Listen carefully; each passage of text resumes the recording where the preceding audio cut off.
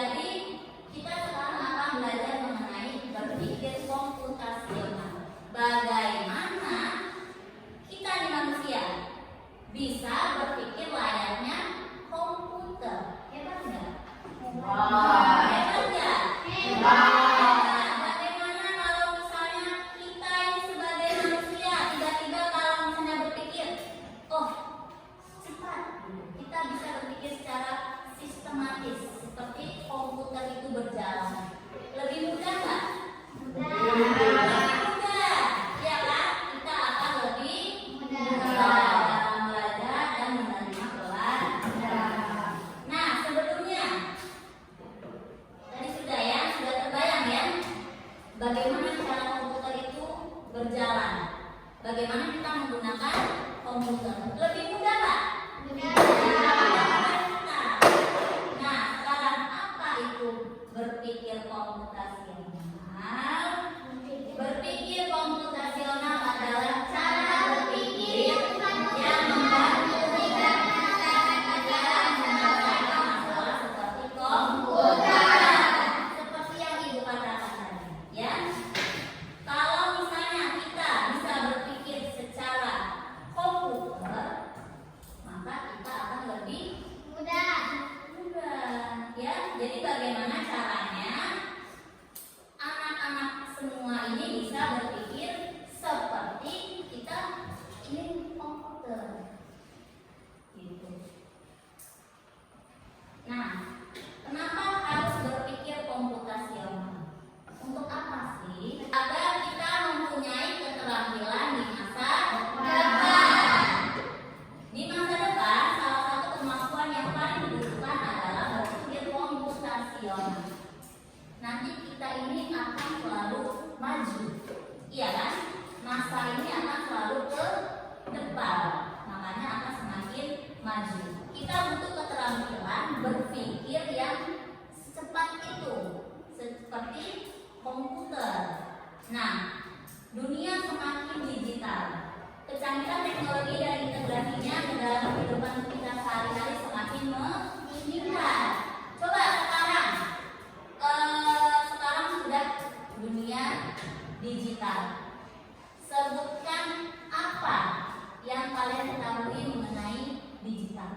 Coba. Apa contohnya? Contohnya adalah handphone. Zaman dulu ada handphone tapi tidak secanggih sekarang. Iya kan? Coba kalau misalnya kalian sekarang menggunakan handphone, mau apa aja bisa. Iya nggak? Mau apa aja di handphone itu ada biasanya? Bermain game atau membaca secara online. Terus misalnya ada pelajaran yang tidak diketahui, kita bisa menggunakan handphone. Nah, tujuannya ke depannya kita bisa berpikir seperti itu, secepat teknologi itu, secepat komputer. Sudah terbayang belum? Sudah terbayang ya? Bagaimana kemudahan kita kalau misalnya kita sudah terbiasa berpikir secara komputasional, ya? Nah, kenapa kita perlu belajar? Karena dia anak menjadi cerdas dalam menyelesaikan masalah. Setiap kita belajar pasti ada permasalahan. Nah, bagaimana caranya kita menyelesaikan masalah itu dengan cara yang cerdas? Nah, cerdas, kreatif, itu bagaimana caranya ya? Dengan cara kita mempelajari belajar komunikasi. Nah, belajar jadi kreatif, mampu mencari solusi langkah demi langkah. Tahu, setiap ada masalah pasti ada solusi, ya kan? Setiap ada masalah pasti ada solusi. Nah, siap menghadapi masa depan yang penuh dengan teknologi. Ini yang perlu juga ya. Siap menghadapi masa depan yang penuh dengan teknologi. Sekarang saja teknologi itu sudah luar biasa maju. Ya, apa yang kita butuhkan itu sudah ada dalam teknologi. Ya. Oke.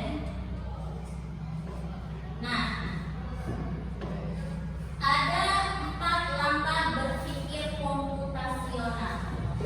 Nih, ada 4 langkahnya. Jadi kita bukan cuma berpikir komputasional itu, kita berpikir layaknya komputer, enggak juga. Tapi ada langkah-langkah dalam berpikir. Yang pertama ada decomposition, yaitu dekomposisi. Apa sih itu dekomposisi? Dekomposisi itu adalah pecah masalah dari bagian yang terkecil. Jadi kita misalnya punya masalah yang kompleks, kita misalnya punya masalah yang sulit. Bagaimana caranya supaya kita ini bisa memecahkan masalah tersebut? Solusinya bagaimana? Iya kan? Iya kan? Kalau misalnya kalian punya masalah, kalian ngapain biasanya? Didiemin aja. Diapain biasanya? Mencari solusi. Kalau misalnya masalahnya itu terlalu sulit, nah kalian bisa memecahkan masalahnya menjadi bagian yang kecil-kecil dahulu. Contohnya, kalian misalnya nanti ke depannya mau bikin robot. Nah, sekarang kan sudah biasa ya bikin robot ya. Nah, misalnya kalian ada dari salah satu anak murid ibu ini yang ingin membuat robot sendiri. Ya, misalnya kan kita di pulau nih. Nah, misalnya Asep dia mau membuat robot untuk mencari ikan. Ya. Nah, bagaimana caranya? Kan itu sulit ya. Membuat robot itu kan sulit kan? Nah, bagaimana caranya? Nah, jadi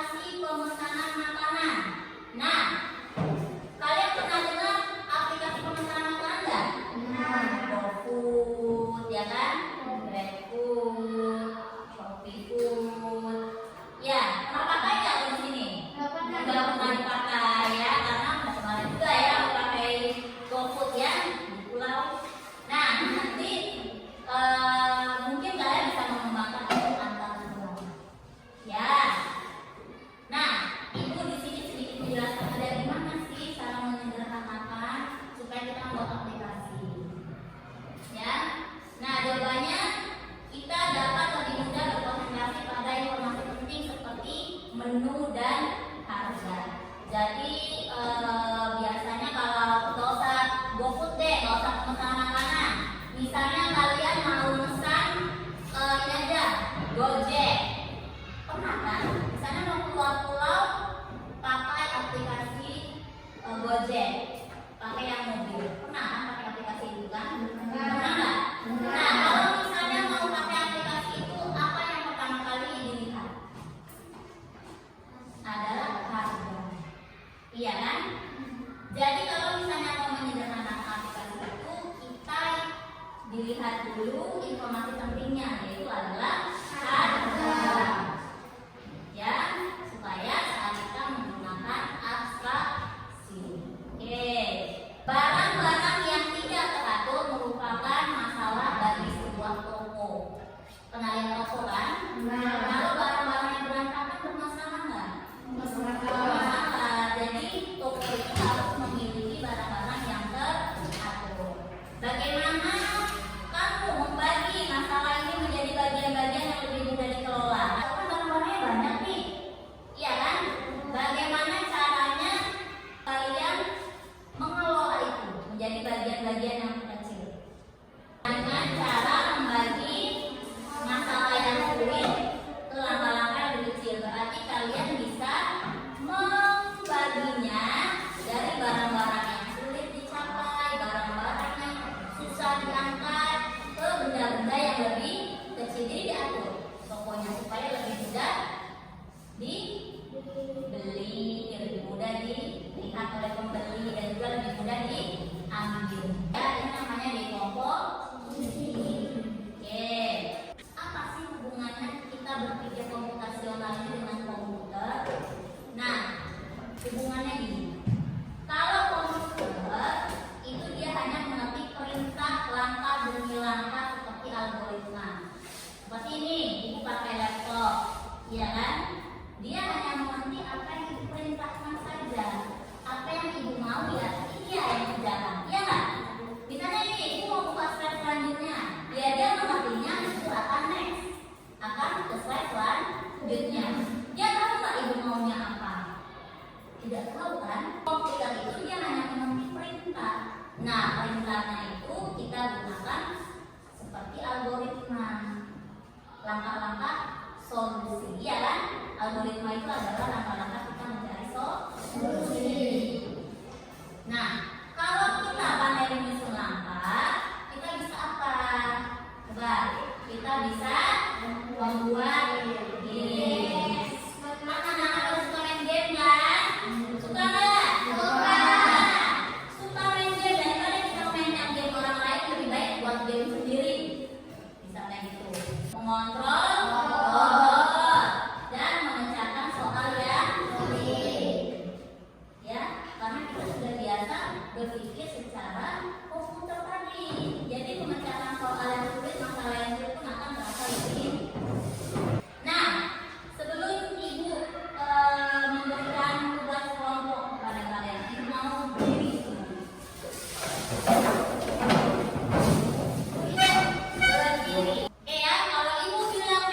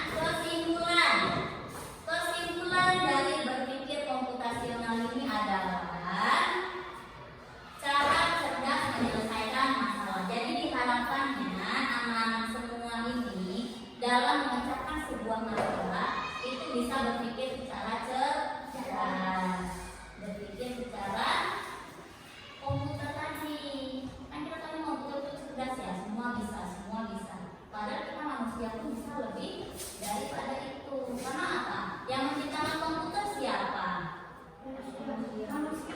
Berarti manusia itu sebenarnya lebih